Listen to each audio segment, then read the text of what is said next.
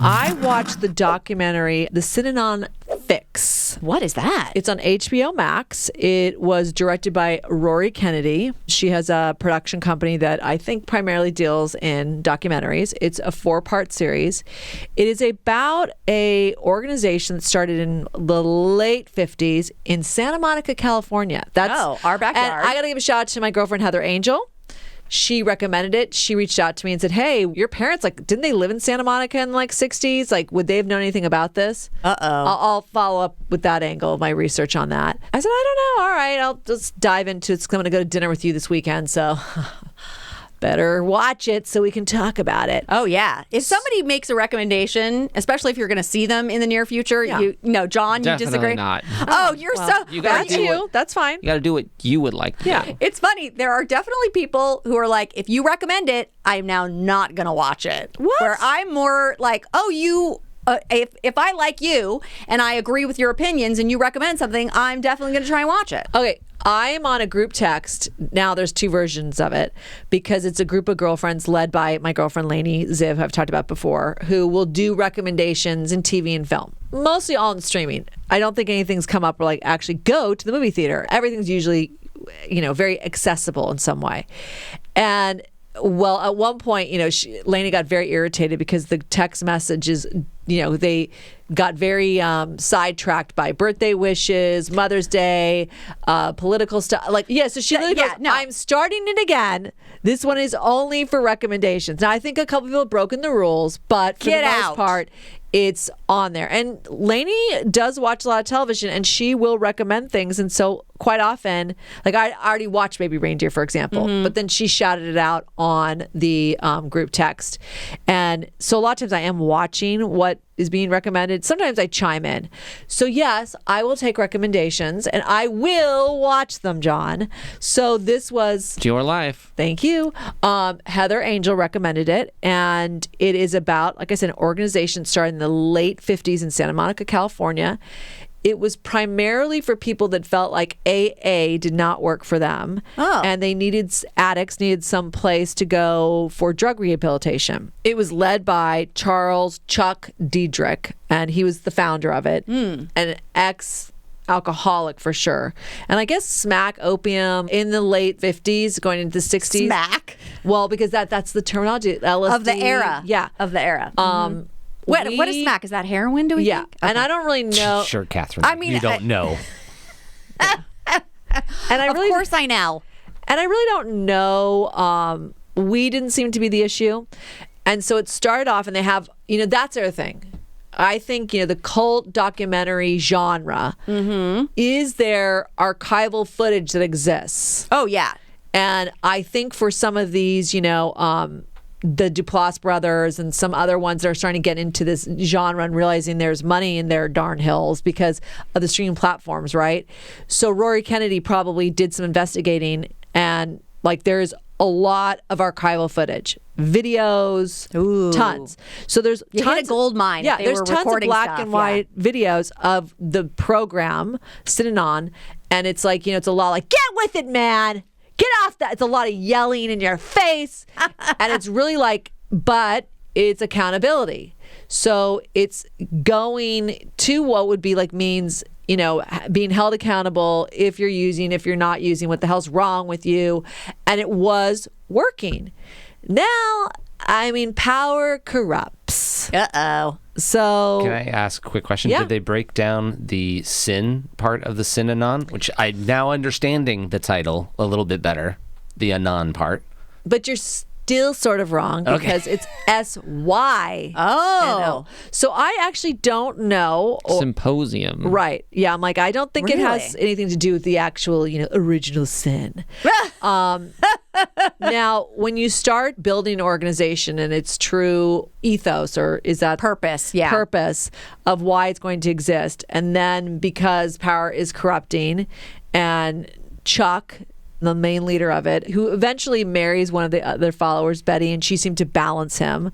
But, you can only control someone so much when also money starts to come in. Sure. And because it was literally on Santa Monica, on the beach, is its founding place. So I did reach out to our mom. I'm like, Mom, because at one point, as sort of a pushback, some of the women shaved their heads, and Chuck, being sort of combative, was like, we'll all shave our heads. And everybody shaved their heads in the organization. So it was like, and some people were like, I didn't want to shave my head. And so then I thought, Mom, how did you not see these people like walking around Santa Monica? They weren't Hare Krishnas, like walking around bald, and wonder what the hell's going on here. Well, our mother at that point already had like 3 children when they was like mid-60s. A little distracted. She's like, I do remember the leader being very outspoken because he did a lot of local news. Oh. And so he was kind of hard to miss. And so she did remember him and them sort of the presence in Santa Monica, but not obviously getting involved. I'm like, well, thank God we avoided it. I mean, it was right there. Well, luckily they were not doing smack, so they didn't have to get involved. And, over the 4-part series, what, like any cult, like it's a corruptive, erosive element where you lose control. The huge red flags, they start to let in people that are not addicts, and it becomes sort of like a self-help, just organization. And that's the way you expand it, where, you broaden the acceptance of who's allowed in. And it really widened, and it became more self-help versus just directed at addicts. Yeah. And the big red flag, I just went like, they would separate children around 6 months old from their parents. Because Chuck's theory, now remember, Chuck was not like a doctor or a therapist to any like notable, certificate. He was just a self-actualized in his own mind. And guru. Yeah. His theory was like, after a woman weans her child, she should have no interest in that child. And it's better that the child is raised by the collective versus individual parents because... And listen, you can kind of go, okay, the leap of his logic is that most of the people that found this organization had real issues in their own childhood, in their current lives.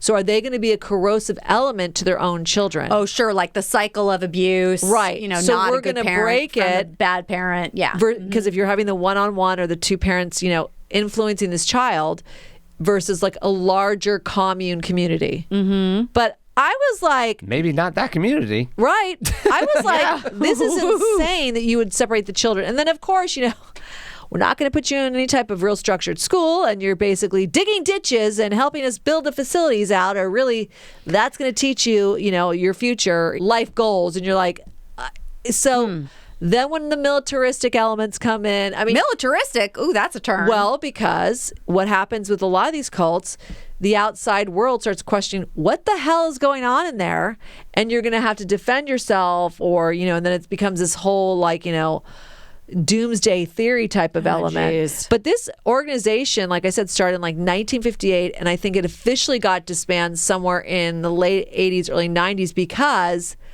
And I am so for this, but enough with the tax exemption for any religious organization. Completely friggin' over it. Yeah. At this point, the long established ones, if you can't make it work with what you've already got or get your, affairs in order, enough with you. But new ones popping up like this, where you're kind of like, this is not a religion. And even people within it, Chuck's daughter basically almost had to take over the reins at one point from him, but he really didn't let go of the reins. Even she'd go like, I kind of knew we weren't like a religion, so why we had tax exemption, I don't know, but you're a 501c3, so then you're a nonprofit and so on and so forth. But eventually, it's all about corruption, because when that gets taken away, it starts to fall apart. So what was this ever really about? Power and money. Yeah. The root of it, like so many things, because at one point, the first episode, I turned toward my husband, Mark, and I go, this doesn't look half bad. This is before we knew they were taking the children away. Because I'm like, the commune vibe is like, once you just give up your worldly possessions and just enter it, there's nothing really wrong with it. And it wasn't a big sex cult. A lot of these cults, it's becomes that, right? That was not one of their objectives. So, but mental abuse and your loss of basically free will or control of your life. And that actually ends up being one of the big lawsuits against them, where some woman's like, hey, I don't even want to stay. Can I get out of here? And it's 9 days worth of kidnapping, basically. Jeez. Because, we're going to convince you this is great. So in the cult documentary genre, like I said, this is very interesting, very good. And it was literally in our backyard growing up in Santa Monica. Yeah. But our mother and father just weren't really that aware of it. But very fascinating. And it really makes you go, it starts with all the right purposes and wanting to help, and how easily something can be corrupted and how sad that is. And it just ends up being, it doesn't even exist. And some of the former members they interview are still like really upset about the loss of community and the friendships and the bonds they had that are gone. And that's what's so dangerous about most of these cults, because you can have your one-on-one relationships that matter so much to you versus the overall organization, which may be corrupt, or the leaders might be corrupt. So very fascinating. It's only 4 episodes. Rory Kennedy did a very good job. Nice. Yeah, so. I mean, not nice, but really interesting. Yeah, if you're not into cults or documentaries, it's not for you. Okay?